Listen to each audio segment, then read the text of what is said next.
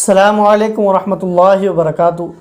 حضرات محترم، الحمدللہ جیسے کہ کل جو مناظرے کی ڈیٹ تھی 26 نومبر، اس تاریخ کے اندر تو جو شیخ فصیح الدین تھا،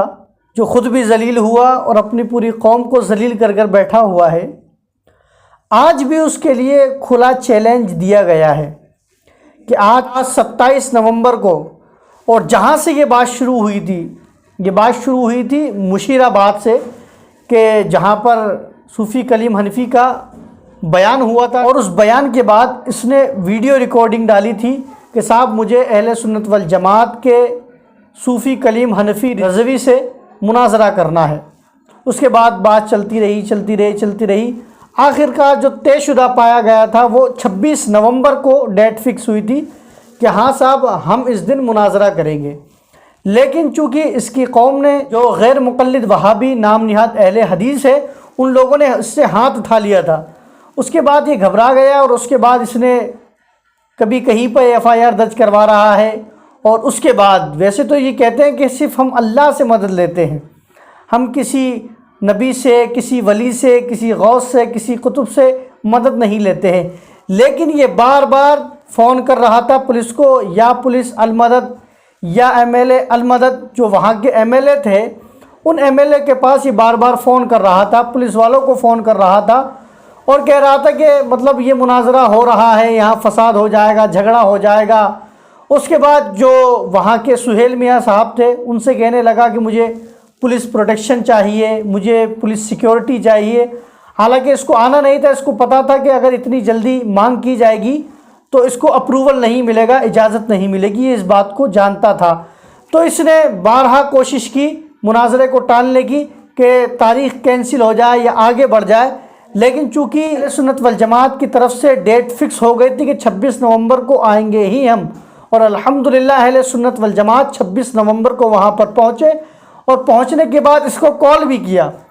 اور کال کرنے کے بعد اس کو کہا کہ بھائی تو آ جا، کیسے بھی آ جا، جس طریقے سے تو چاہتا ہے ویسے ہم تجھے لے کے آ جائیں گے۔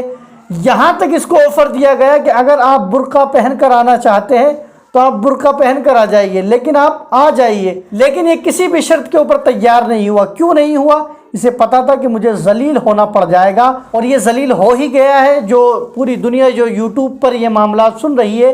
وہ سمجھ رہی ہے کہ کون حق پر ہے اور کون باطل ہے۔ اور بہت سے لوگ ہمارے کمنٹس کے اندر بھی آ کے کہہ رہے ہیں کہ صاحب آپ 26 نومبر کو آئیے، بیٹھ کے بات ہوگی۔ تو میں ان لوگوں سے کہنا چاہوں گا کہ کیا ہوا؟ آپ کے شیخ صاحب تو آئے نہیں، ان کا تو مجھے لگتا ہے کہ بنانا شیک بن گیا ہے، اس لیے وہ آئے نہیں۔ آپ کو اتنا بھروسہ تھا ان لوگوں کے اوپر کہ آپ نے، ویسے تو آپ کسی امام کو مانتے نہیں ہیں، لیکن اس ڈھونگی کو، جس کو 4 حدیثیں آپ نے پڑھتے ہوئے دیکھ لیا، اور قرآن کو آپ نے ہاتھ میں لیتے ہوئے دیکھ لیا، جیسے کہ وہ ویڈیو بناتا ہے ایسے، آپ نے سوچا کہ یہی ہے صاحب دین والا، یہی ہے پکا ایمان والا، یہی ہے توحید پرست۔ مگر میرے دوست، یہ توحید پرست نہیں۔ جو میرے آقا صلی اللہ علیہ وسلم نے جس جماعت کی نشاندہی تھی، وہی خوارج لوگ ہیں یہ۔ جی بالکل، یہی خوارج لوگ ہیں جن کے بارے میں حضور نے فرمایا تھا کہ ان کی نمازوں کو دیکھ کر، ان کی عبادتوں کو دیکھ کر آپ اپنی عبادتوں کو سمجھیں گے کہ ہم تو کچھ کر ہی نہیں رہے، مگر حضور نے فرمایا تھا کہ یہ لوگ دین سے اس طریقے سے نکل جائیں گے جیسے تیر شکار سے نکل جاتا ہے۔